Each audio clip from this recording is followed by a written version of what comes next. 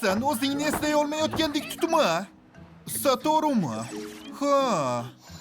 Haligi ismingiz Sumika, to'g'rimi? Men buni ataylab qilmadim.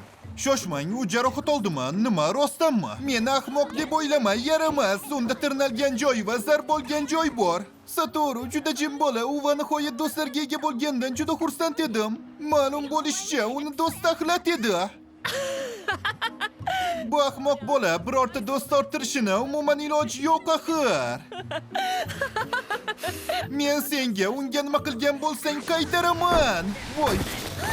Zo'ravonlik qilmang, dahshat nimalarni boshdan kechirganini bilmaysan.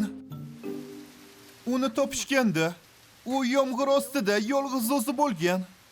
U hatto o'z ismini ham ayta olmadi. Men uni sovuq badanini isitdim, u hayratda qolgan chehra bilan shunday dedi. Bu juda issiq. Go'yo u birinchi marta cho'milayotgandek. Shunday qilib, men unga ovqat tayyorladim va u yana hayrat bilan menga shunday dedi. Men hech qachon ovqatlanmaganman. U hozirgacha nima qilayotgani, ota-onasi kim ekanligiga javob bera olmadi. Bolani sevadigan hech kim qolmasa shunday bo'ladi. Shuning uchun u yangi hayot boshlay olishi uchun unga Satoru ismini qo'ydim. Va men uni hayotini sevgi bilan to'ldirishni xohlardim.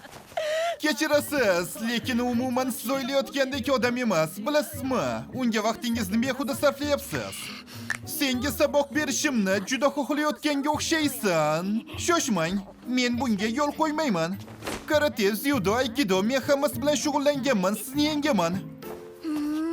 Meni mag'lub qila olaman deb o'ylaysanmi? Senga o'xshagan kichik narsa-ya. To'xta! Men seni kechirim so'rashga majbur qilaman. Bu yerga. Fushi, shaklingni o'zgartir.